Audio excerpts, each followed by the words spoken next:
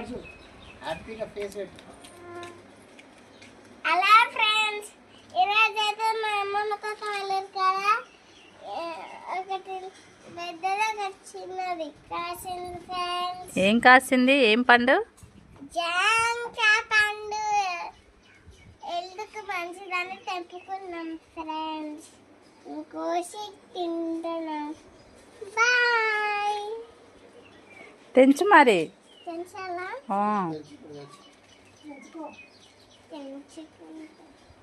నేను తెంచుతా.